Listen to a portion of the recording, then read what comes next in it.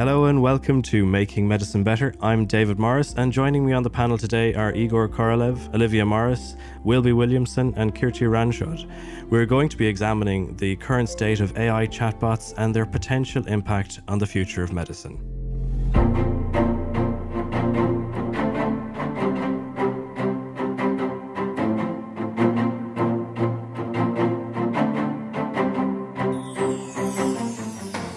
So artificial intelligence, or AI, has been talked about for many decades, and it's even been available to use on some open access tools for a few years now to make things like art and music.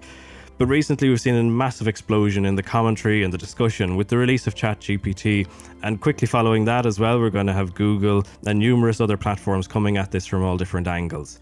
I think this huge increase is coming because this is the first time that as humans we've been able to interact with these systems through natural human language. I've been using ChatGPT for some of my tasks to try it out and see how it works. I have to say I'm quite impressed overall. Of course, it's not perfect, but the rate of this technology is improving. I'm sure it's going to be very much enhanced quite quickly. And it won't be long before there's a really slick version of this for pretty much most applications. I've seen recently as well, there's some versions of this that are in beta testing for semi-clinical applications. You can use some of them to do differential diagnosis and look at care plans and start writing your letters for insurance submissions. But although it comes with fantastic promise, there's lots of risks and lots of pros and cons that we can look at with this, including how we make this work with humanity, how we make this work with the art and the practice of medicine that we've known for many years. So our panel today is going to look at all of that. And to kick us off, really, Igor, we've all heard about LLMs, GANs, GPT, BioGPT, MedPalm. There's more acronyms out there than you could shake a stick at. But what are these systems and where do they come from? How are they made? Great to be here with the panel, David. Great question. It's definitely ChatGPT is definitely a topic that's kind of hijacked the headlines in the last couple months.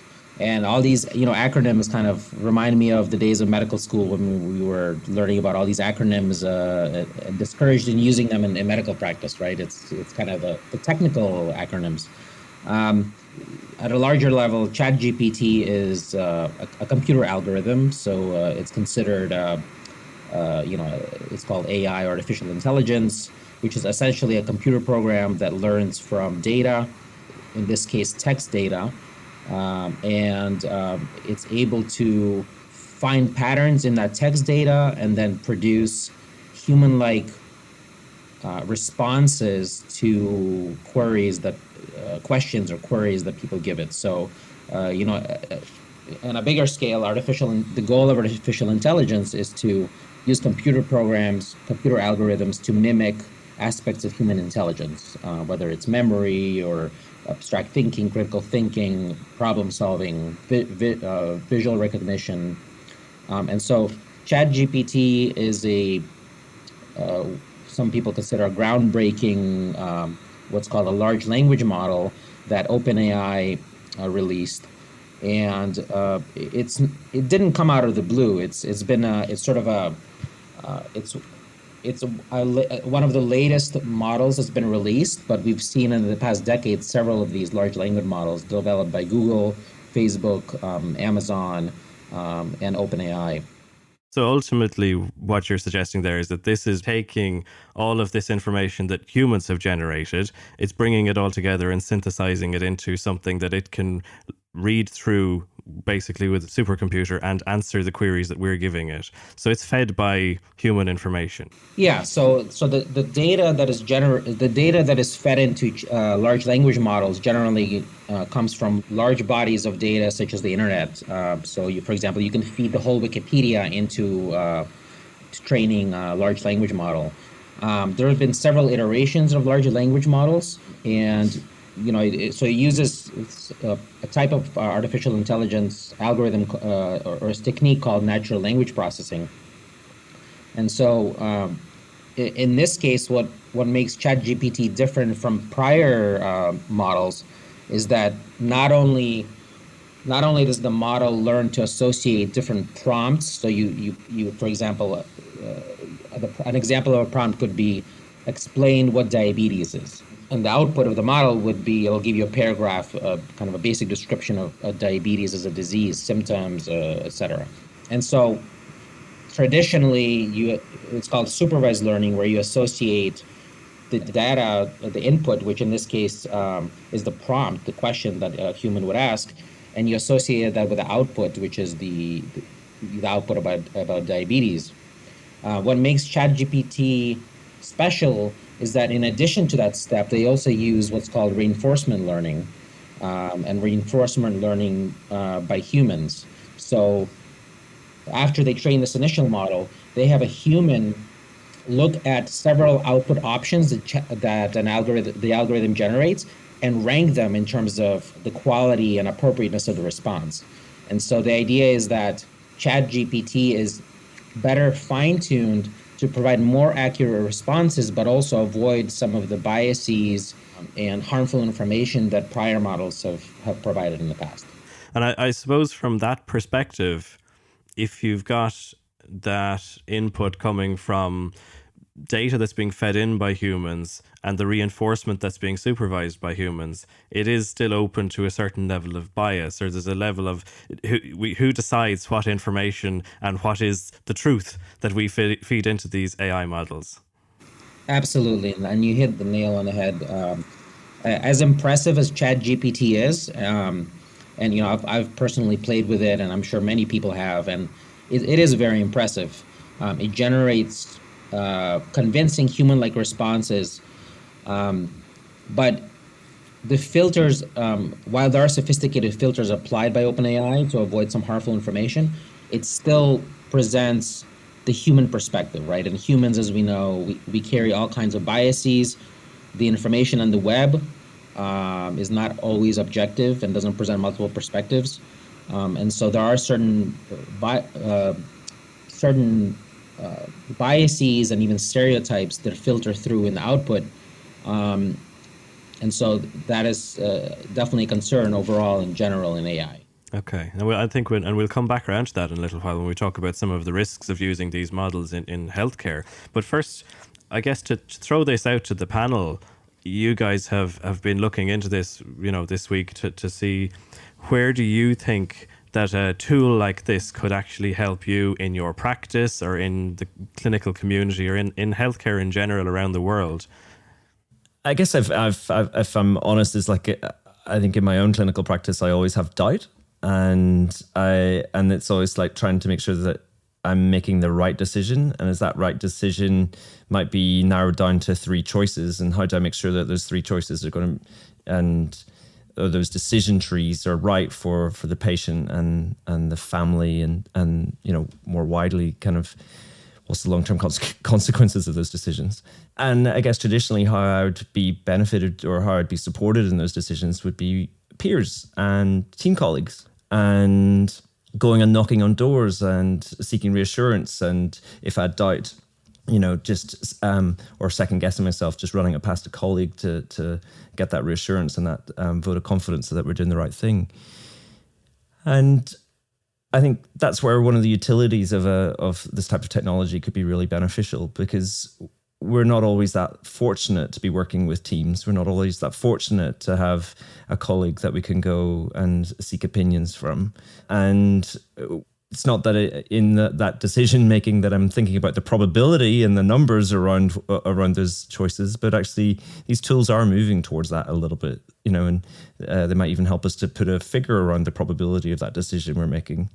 I guess in a really abstract sense, that it's when we're forced into discussing consent and informed consent, we often do then find ourselves talking about numbers and going into that more abstract kind of space.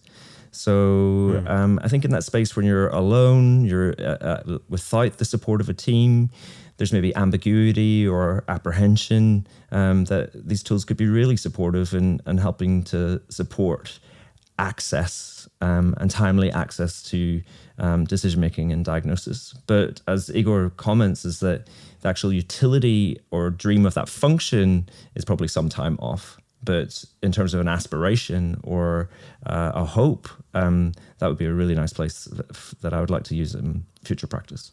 No, it's interesting, and I think it's an important piece to look at where this can create additional support for people that might be practicing in rural areas or in somewhere that they don't have that peer support, as you say, that there might be an opportunity for them to get a level of reinforcement from that.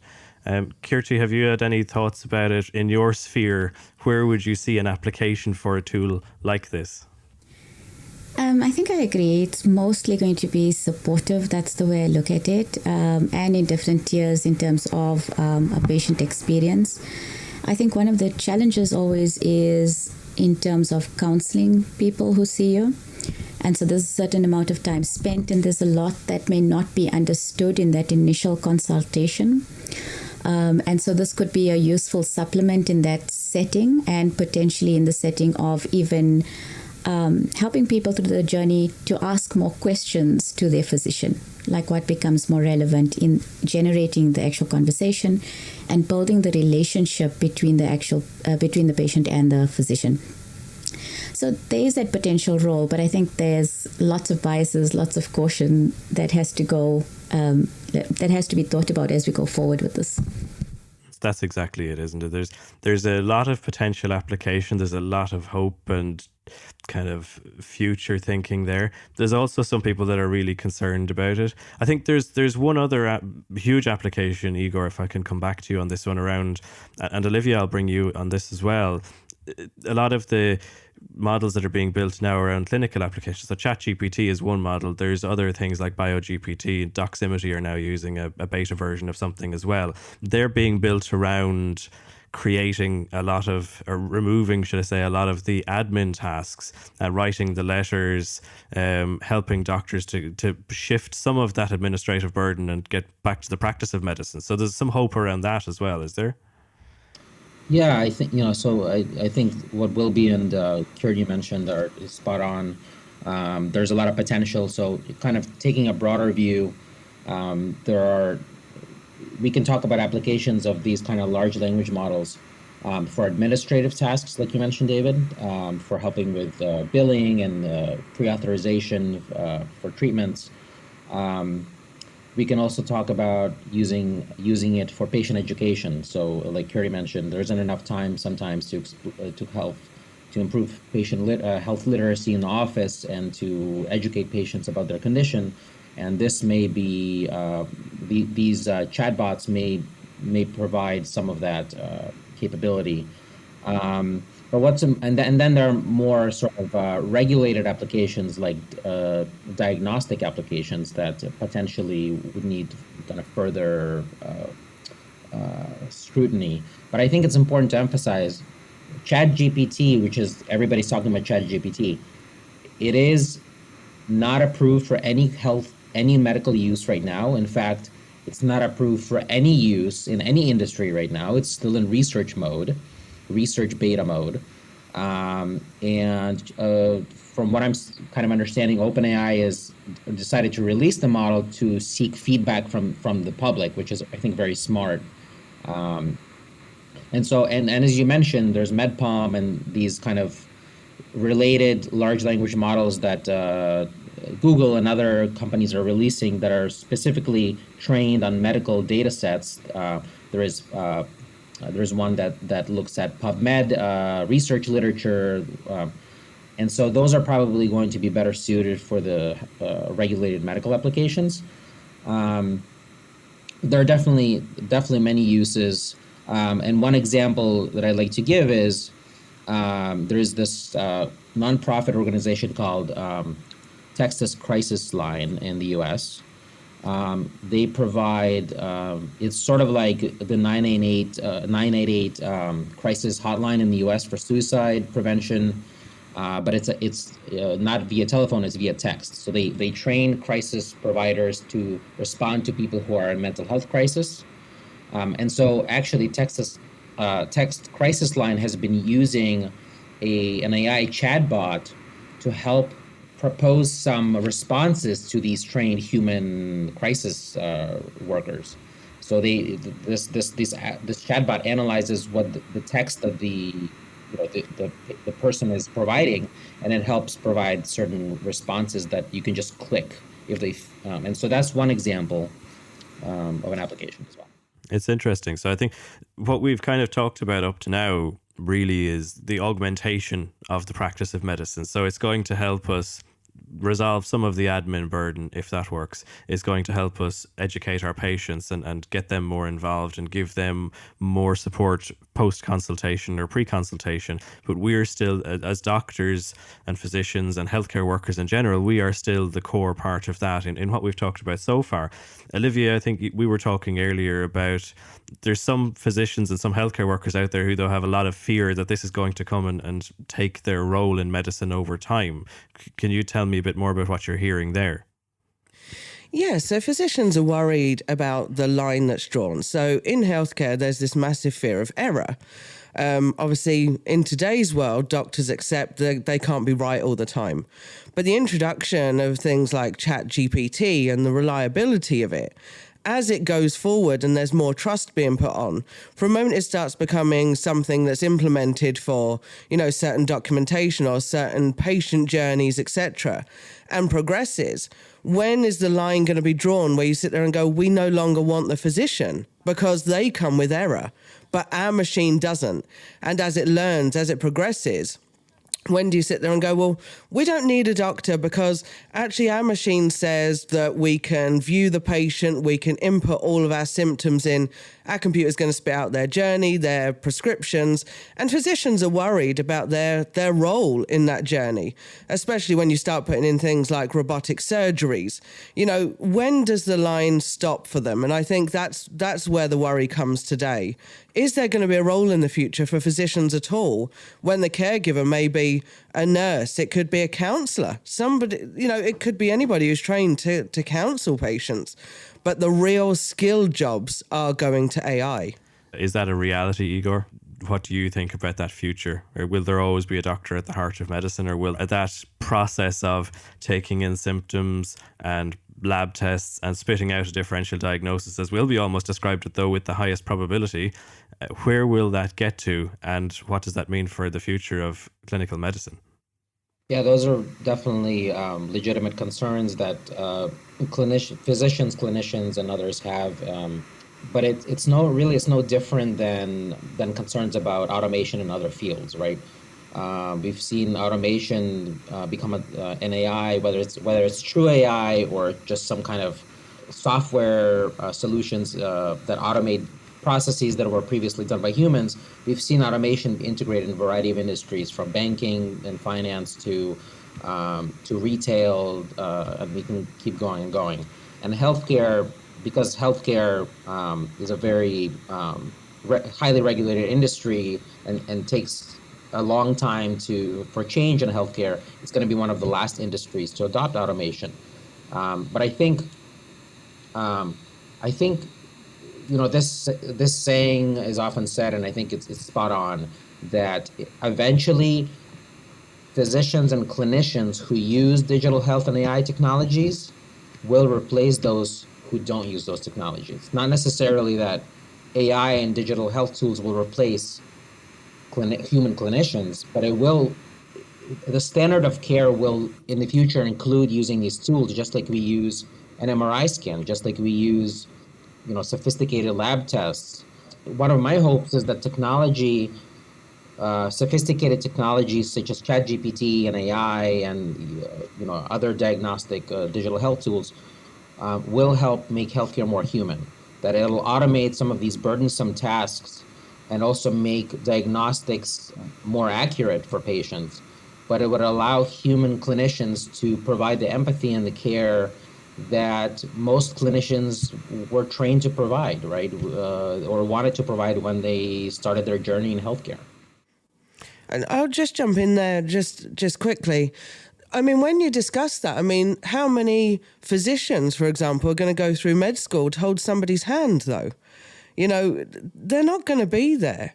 And then you sit there and go, so are we saying that anybody with them skills that have learned it, they want to help people, are not relevant anymore? It's accept it or you're not required.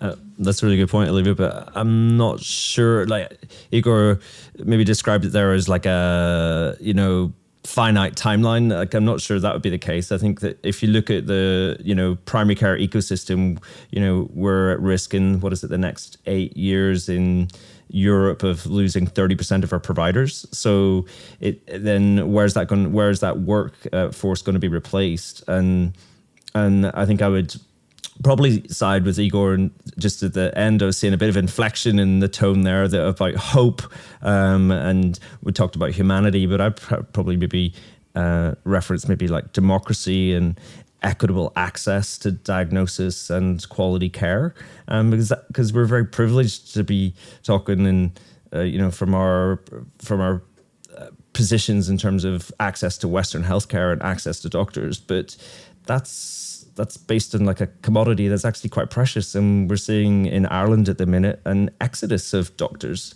And I think if we came back to thinking about who or what a doctor is or what their purpose is, and I think actually the humanity's been driven out a little bit. And if this is a tool that allows us to embrace a little bit more humanity and have that meaning and purpose that we all maybe went into kind of at least the journey of studying for medicine, I think that would be very rewarding.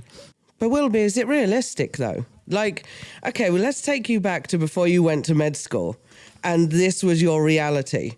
Would you have gone through med school, got all your training, come out the other side to say, I'm going to hold somebody's hand? Well, I don't need to do anything medical, because if I'm a surgeon, I have a robot to do it. And if I'm a GP, it's okay because my robot assistant's going to help and my ChatGPT is going to diagnose you and give you a prescription. So, but I'm going to sit there and go, it's okay, you feel sad. I'm going to sit here with you for 15 minutes and comfort you. Would you have gone through med school, got 100 grand debt or 200 grand debt to do that? If I think of that, I think probably some of the most rewarding moments that I've had as a doctor is when I've taken the time to hold somebody's hand and actually taken the time to pause and reflect on the moment and where I'm in and where somebody I'm trying to advocate for or support is in need. Could probably do it as a counsellor though, could you? And not have the debt, not be a doctor, but sit there and do a couple of years training in how to talk to somebody and be really good at it, actually. In fact, some would say better than doctors at being empathetic. Very true, indeed. That there's a lot. There is probably a lot of work we all need to do as clinicians in terms of improving our empathy. But Olivia, if you flip it the other way, in terms of the reality of what we've lived through in terms of medicine and some of the topics we've touched upon in the past, is that I didn't go into med school to then spend maybe 80% of my time in administrative duties. I definitely didn't enjoy the journey of going through internships and junior doctors and the process and experience of that. It was devoid of humanity. It was devoid of any critical thinking. It was devoid of the opportunity for me to really provide caring. So I think actually what is reality now, and for many junior doctors, is something that is driving them out. So independent of ChatGPT and these AI technologies, is that there is extreme pressures on doctors at the minute in terms of the value that they experience in terms of the decisions and the meaning and return that they receive for the decisions they've made to go into that educational journey and to go into that profession. So actually something like this could actually reinstill hope and reinstill the opportunity and allow us to get back to exercising all those other skill sets that we have that got us into those pathways in terms of critical thinking and creativity, because there's still a lot of problems out there that we need to support and develop solutions for. Would you agree, just quickly, that if you had something that aided you as a tool, so say ChatGPT helped you with things like the administrative tasks, gave you back 50% more of your time. I know you said 80% of it was all that work. If it gave you back more time so that you could be a doctor, you did what you wanted to do, used your skills, you had more time to be empathetic, would that be a fairer balance though? Would that actually help junior doctors today stay more in practice if we helped the burden rather than say, look, they've got no hope, we can't change it, let's just bring in essentially a replacement? You know, are we just essentially saying, let's give up on that?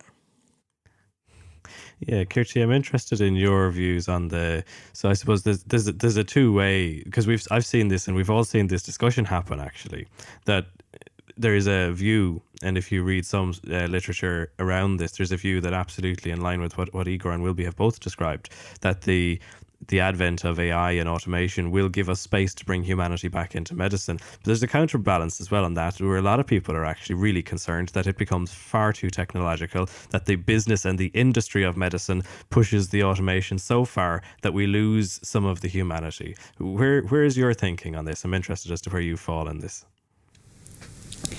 So I'm going to tackle it in two different ways. The first was just in terms of Olivia's very provocative questions. The system does adapt, right? We're assuming that what we would need to do as health professionals and medical students is the same as what we would have to do now. So that's not completely true. The system will adapt as this actually becomes more prominent, the same way as Igor brought up with MRI scans, right? So it changed what neurologists have to do once there were MRI scans. It didn't remove the need for neurologists. It just changed what we had to do. And so the way the system adapts, if we can prepare for it, is quite critical. So how do we want the system to adapt? What do we want AI to do to support that system as we go forward? And yes, I don't think it will remove the need for people in terms of health professionals to manage the system, and whatever our role may be, we're not completely sure. And we have this opportunity to think about it going forward. In terms of the humanity, again, I think it's the way we're going to describe it and what it means to each of us. And that's a different context in different places as well. But I think one of the challenges in terms of, let's say, skills like empathy and creativity and critical thinking, they are built up slowly over time, right? And they built up with these experiences you have with people, with your peers, with making errors, with being corrected, sometimes unpleasantly. But this is what happens in the process of learning, and anticipating those problems, or actually being faced with those dramatic problems, is actually what led us all here, right? It leads us into this innovative space, like how do we make things better? Now, if you have a machine taking all of these opportunities of learning away, what happens through this entire process in terms of creativity, learning, critical thinking? What do we need to design in the system that ensures we're still able to do this and we're still able to learn from this process? I look at my internship quite differently. It was exceptionally hard, long hours. Yes, not much time or room for critical thinking or creativity, but there were a different set of skills that I had to learn in terms of teamwork, building trust, building relationships with my peers, people who I saw for a very brief period in my life, but who were quite critical, right? So it taught me a specific skill, and it taught me resilience. I'm not saying people have to suffer for resilience, but I'm saying that there is a skill that we learn that we need to understand. How are we going to continue to learn these skills if we're handing all this over to a machine? And it's a bit like, having our phones to give us directions to everywhere, right? Where we use an app to navigate through a city. And I'm still quite conscious about it, so I try not to use it except for traffic problems. But what it does is it's distorting our spatial orientation. And if it's distorting our spatial orientation, what else is it actually affecting? And so I think this is the challenge for me going forward with these tools. Yeah, really great points by Wilby and Curdy and the team. Just to comment on, I want to touch a couple of points. So I think humanity for me is a really big one in healthcare. It's, I'm familiar mostly with the US healthcare system, but this probably applies to other countries as well.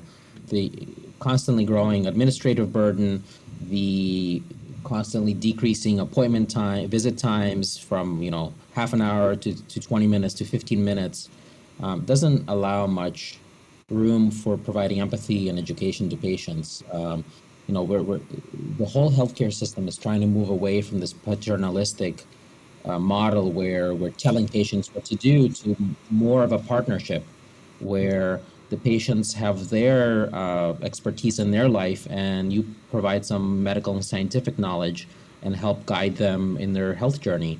And I think technology will allow more room for those kind of discussions to happen. So that's something, and it'll also improve the health and wellness of clinicians, because when clinicians are happy and satisfied and not sleep deprived and are able to spend time with their families, they will no doubt provide better, more empathic care to their patients.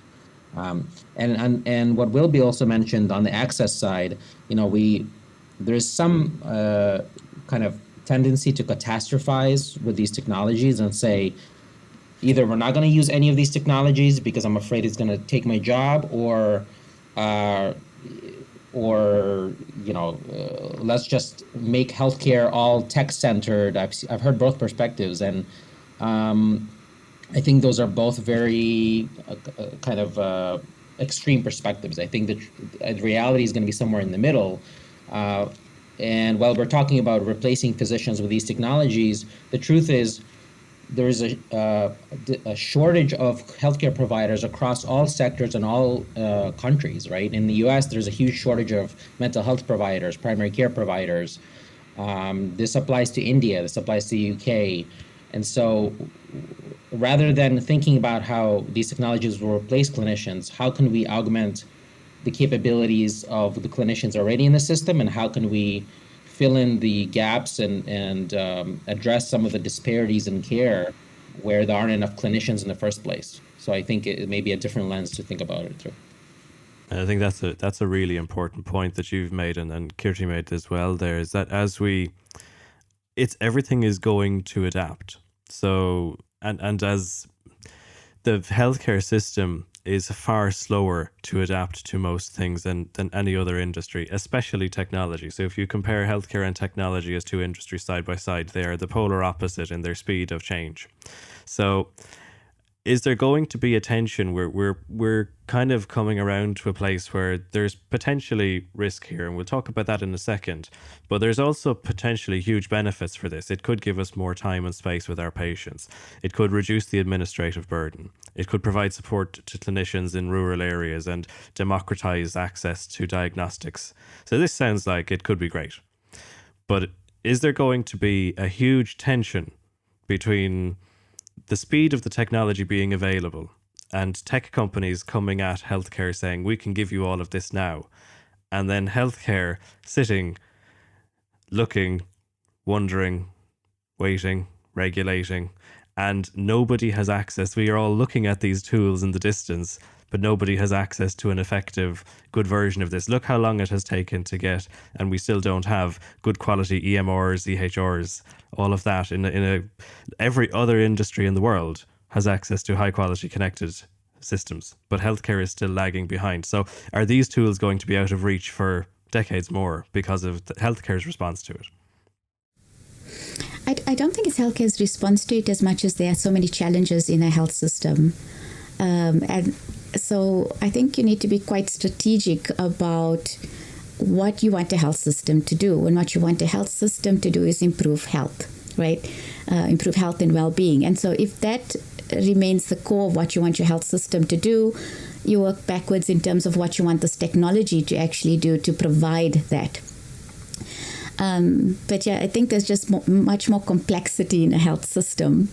And I think sometimes the people designing these tools don't completely understand how much complexity there is in the system. But I think when you talk about the health system, though, if you think about the States, now I wouldn't be an absolute expert, but it's the business. It's the business side, and we would love to sit there and say it's about patients and it's about health and it's about all them wonderful, kind things. But the system actually is more profit driven than, other countries, for example. There's a lot more bottom line. And I think one thing I did see quite recently is if this actually proves to actually make more profit, it makes more sense for technology to come in faster. They're willing to take more risks to bring that in because it makes more money. And that's a real risk. And I would worry that from the moment you get that tick mark that says, yes, it's good enough, yes, it competes with doctors, are we then sitting there going, the businesses behind it go, we're bringing it in? I think that's a really good point. And I'm kind of thinking of like kind of the points raised by Kirti and Igor. And I'm starting to think about all the kind of that word of kind of automation and the systems that we've had to grow up in. So like you think about audit and you think about clinical pathway mapping and process evaluations, and these quite sounds burdensome, but really important in terms of patient quality and risk. And then think about the sources of some of the costs in healthcare around litigation and claims. And then I'm starting to think, well, actually, there's probably, if they're going back to kind of that hope, is like there's probably spaces within the system where actually these tools could be really useful in terms of organizing that kind of factual knowledge around informed consent and the deficits that we have in our communication. Oh, that doctor didn't tell me about this, and so I'm aggrieved. And actually, if we come back to kind of Kirti's point in terms of this is a tool and it's part of a system and a partnership, and Igor's kind of getting to that in terms of like it's a tool that we'll partner with, and it's something that will be part of our like multidisciplinary function and might allow us to maybe be spread a little bit thinner as such, you know, if you think about clinicians in those resource depleted areas. And so something like litigation and the probability around that litigation might be somewhere where it could be useful. And so then that would be beneficial towards those types of environments where they're trying to think about their costs. So there still could be potential for hope, even in those environments that are maybe profit driven. Yeah, and just to add, if the audience wants to learn about how some of these AI deep learning technologies could potentially be used to improve humanity in medicine, a fantastic book is by Dr. Eric Topol. It's called Deep Medicine. Deep Medicine: How Artificial Intelligence Can Make Healthcare Human Again. It's a fantastic read that I would definitely recommend. And the other thing to consider is as far as liability, right? Ultimately, healthcare systems will have to still employ physicians and clinicians because those are the people who take on the liability and the legal burden. Right now, you cannot. So right now, just like an MRI, these are the AI tools are just tools. The tools are not autonomous. They're not making the decisions. It's up to the clinician, the physician, or the nurse, or whoever is using these tools to ultimately use whatever tools necessary, whether it's a literature search on PubMed or an MRI scan. But ultimately, it's the clinician who's making the final decision about the diagnosis and the management of the patient. And so, from a business perspective, I can't see healthcare systems completely getting rid of all clinicians because ultimately they cannot pawn off the liability onto the AI because AI is not something that could be accountable. And so will the business owners of these healthcare systems take on liability? I also highly doubt that. And so I think, Kirti was right on point is that there's a lot of anxiety and apprehension about these tools, but the system will evolve and adapt. And it's important that we start having these conversations now about what is the responsible use of how we use these tools ethically and for the benefit of both patients and clinicians. I think that's a really important point, Igor. And there's obviously a whole load of opportunity. There's going to be some risks, though, coming with this sort of stuff. And we've addressed some of those. Bias in the system, de-skilling of doctors, potentially, how we change. Can we change fast enough? How do we do that? Are there, even from anyone on the panel, do you see potential risks? Do you have real concerns about this, beyond the opportunities and potential we've just spoken about? I think it would probably be eliciting a little bit more around Kirti's points in terms of like how does the system use it and maybe some of those like unanticipated consequences. I think that would probably be my concern, and where I maybe see those concerns are then where it comes back to kind of what are we asking the development of these softwares or how they developed, and it comes back to kind of Igor's point in terms of how those learning systems are being put in place and how they're checked, but also it's about what's the quality of information that's going into the systems. So I think there's areas there that we maybe are letting run ahead of us a little bit too freely in terms of how do we manage the probability, how do we actually interrogate appropriately, and then how do we anticipate unanticipated consequences for double jeopardy there. So like Curtis kind of elucidated them in kind of the abstract in terms of like we're already evolving and changing with the technologies we're using, and that may not all be favorable, and we don't actually understand that now because we don't have the luxury of retrospective look back. So it's how do we get ahead of that? How do we develop technology processing, technology development that allows us to maintain that balance? So that would be my concerns. So it's the fact that this is a new era. We don't have precedent to look back on here, and it's really what you're saying is that we don't know what the potential pitfalls are going to be yet, and how do we prepare for something that we don't understand just yet. Well, also, like maybe it comes back to the maths. I think there's gambling going on in the investment. It's not thoughtful investment. It's how do we finance these? It's like we're putting a punt in after it, and it's like maybe we should be being maybe a little bit more thoughtful in what we want to invest in and what we want to invest in developing. So I think that. But that goes back to Kirti's point, doesn't it? Around what really we need to be thinking about. Now, if we were thinking about this ethically and logically as healthcare people, we need to think about what do we want these tools to achieve for us in healthcare, as opposed to what can the technology do? Let's drive as fast as we can to see what the technology can do. But we really need to bring it back to a point of what do we want this to help us with? Where can this help us the most? And then move towards that goal, as opposed to just chasing what the speed of technology can do. It was just to come back to something in terms of that. We're focusing on diagnostic accuracy. Diagnostic accuracy is only one part in terms of a clinical care process, right? And only one part in determining clinical outcomes. And so diagnostic accuracy is important, but we do need to consider every aspect in terms of what's important for a clinical outcome. Does this tool, while it may improve diagnostic accuracy, reduce favorable clinical outcomes? Like, we're not measuring that at this point. Yeah, that's a great point. And just kind of touching off of that, I think it's really important for all these emerging digital health tools to not only be validated in a laboratory, in a controlled environment through clinical trials, but also kind of real world validation, right?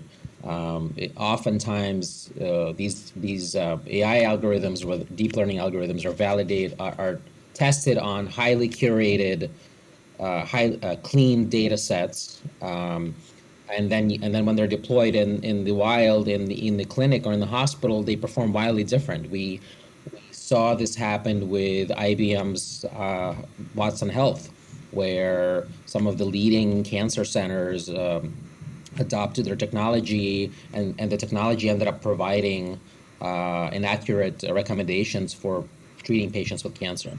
And so real-world validation is really key, but there's a few other areas that I would be kind of thinking about.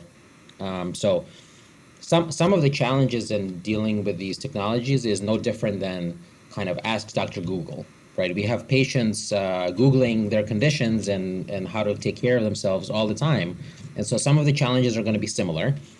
On the other hand, a new challenge with tools like ChatGPT is that it can provide some misleadingly very convincing responses, and anybody can almost be fooled into believing ChatGPT because it provides answers with such conviction, but it can be completely wrong. So I think one area where I would encourage OpenAI and Google and these technology companies to invest is provide a level of confidence. So you ask a query about something about your health, and ChatGPT provides an answer, and it gives sort of a confidence measure, 9 out of 10 confidence level, or 1 out of 10, so that it gives some feedback about how much weight the human who's receiving this information should put in to whatever the response is. The other thing that I would be thinking about, and this is critical for all digital health technologies, data, you know, data, quality data. It's important for improving accuracy of diagnosis. It's improving for minimizing biases. It's critical. You know, it's often said garbage in, garbage out. This is the single most important thing in developing these AI models is quality data. And that's why maybe developing some medicine or healthcare specific ChatGPT tools like MedPalm is going to be important because that's higher quality data and more focused on healthcare. And then the last thing I would say is, as far as risk versus benefit, I think there are probably going to be different risks and benefits depending on the application. So one framework that I would like to kind of briefly share is Digital Medicine Society is a nonprofit organization based out of Boston, and they, in collaboration with other groups, including the Digital Therapeutic Alliance, formed a kind of a digital medicine framework, kind of 3 levels. So you've got, as an umbrella term, you've got digital health, and that includes everything from regulated and consumer tools. And under that, you have digital medicine, which includes more like diagnostic solutions, which will require some level of regulation from like the Food and Drug Administration, FDA, or the European Medicines Association. And then the highest level of risk and regulation is digital therapeutics, where you're actually using digital tools to provide a not diagnosis, but an intervention. And that has tends to carry the highest risk and will require the highest regulation. And so there are probably going to be tools like ChatGPT, and depending on the use case, you can see how the risk benefit will be different depending on the use. Maybe I'll just come in here in terms of the data and the data inputs. And I think this is primarily, from what I understand, from an English-speaking world. The majority of the world is not English-speaking, actually, as a first language. And then secondly, English is used very differently in different contexts. So in terms of actually getting this right again, and maybe it is also, but I'm sure we all have had this experience. As clinicians, English is used very differently by different people depending on their context. And so the symptoms are described differently using the same words. And so I do wonder how the system is going to collect enough data to actually manage that in places that are not the USA or the UK or Europe. So there's a huge dependency, isn't there, on the type of data going in. It's back to the point that we made at the start, is it the type, the biases, the quality. So we've even seen that with some of the, I was reading an article recently about some of the cancer diagnosis AI tools, and that they're trained on certain age white males, and then it's applied to a broader population. It's incorrect. It doesn't apply because there's a bias in the data. And what you're saying, Kurti, then is that the globalization of these tools, they can't be extrapolated because they haven't been trained on global data. And what we'll always try and do is bring this back to a place where we can talk about what our listeners should be thinking about, how they should be preparing for this world, how they can get themselves ready, I guess. This is going to be a reality in whatever way it comes. It's as Igor says, it's probably going to be somewhere between the two poles of where people are thinking at the moment, but it is going to be a reality of the future of healthcare. If our future clinicians in 5 to 10 years' time, so hopefully, there are still doctors coming through, they're learning, they're doing what we do today, but they're preparing for a different future.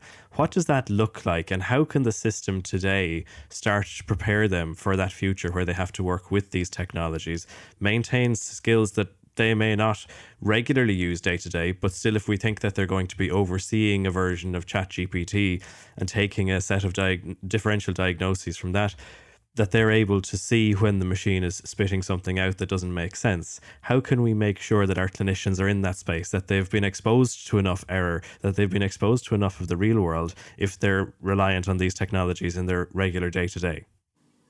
Well, the first thing, sorry, just continuing from risk and what Igor was saying about liability, and I think coming on to putting the two together, you say, well, actually there is a liability that doctors are going to have to take, and especially as they go through, like they finish med school, etc.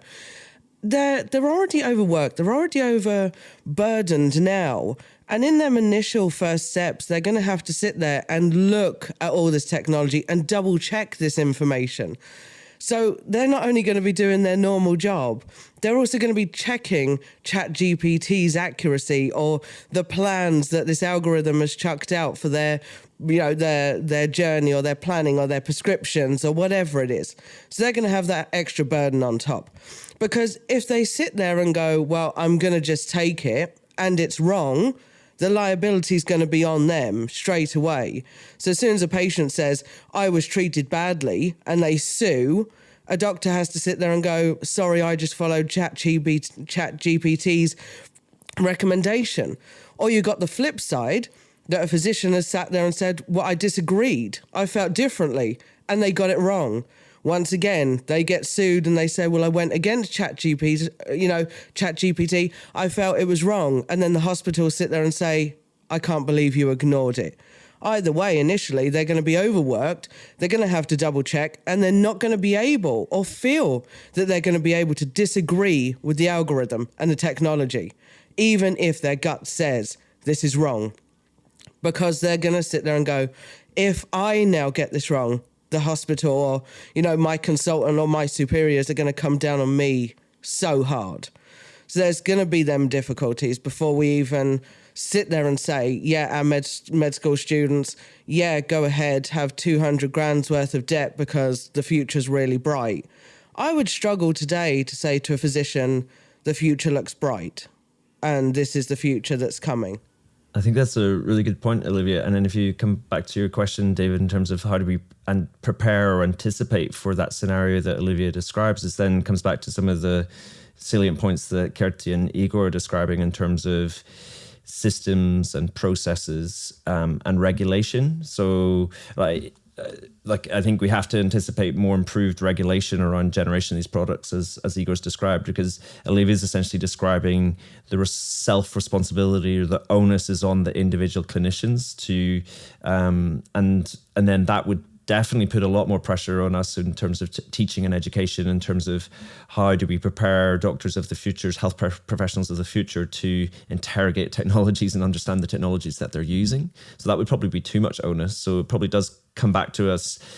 We need to have more integrity within our design. We need to have more inclusivity, so more collaborative and collaboration in terms of the design of these tools, more patient-centric, more geographic considerations, as Kerti describes, and then within that, if we will start to have that humanity returned, because we should be building that into how these tools are built. But we probably are going to need legislation and process to enforce that, because that's not what's happening at the minute. We're in a relatively react mode, and I'd far prefer that we were in more respond and anticipate and plan for this. Yeah, really great points by Wilby, and just to respond, and Kerti, and I want to respond to also David and Olivia. So, as far as this sort of comes back full circle as why isn't healthcare moving faster in adopting these technologies? And one of the reasons is because ultimately the liability is on clinicians. And so I would say that for digital health startups who are eager to get their product out into clinician hands, I think that's an important perspective to see, that clinicians will not adopt any tool that transfers liability onto them if it's not a regulated tool. Because the purpose of the FDA and the EMA, in some respects, is to make the public feel comfortable that the tools that are being used, like an MRI machine, is safe and robust enough to use for clinical purposes. And so clinicians will only adopt these emerging technologies if they have gone through a certain level of scrutiny, research, peer review, and review by regulatory bodies.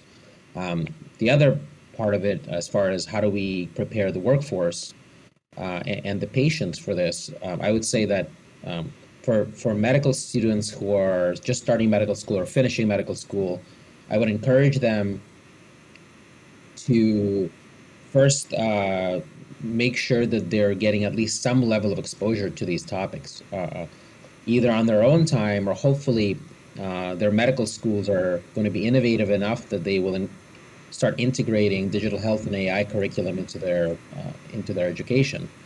But it also opens up more opportunities for medical students and doctors to get involved in some of these tools directly. Startups are in need of clinician input as they're developing these products. So I think there's also opens up a great opportunity for making sure that there's both clinician and patient input as these tools are developed. Yeah, it's a really good point. I think that, and to be fair, I think really this is an introductory episode. This is just us looking at a very, very high level at what's going to be a really big part of the medical world and healthcare in the future. And I know that a number of our other panelists, actually Jawad in particular, is a huge proponent of clinicians being involved in the development and the kind of the progress of AI and technology in healthcare overall, to make sure that it has that clinician perspective. So I have no doubt that we're going to come back around to this and look at all of the different aspects that we've talked about today with a much deeper dive with some expert guests. And I think that's going to be a big piece of what we look at into the future. We've covered a lot today. We've given some very differing opinions, and I think we've looked at both sides of where this is going to go, and it'll be really interesting to see where it goes into the future. It's definitely something that's coming. It's definitely something that every physician and healthcare worker and patient should prepare for and think about how they're going to be ready to embrace and look at these tools and to bring them into part of their world.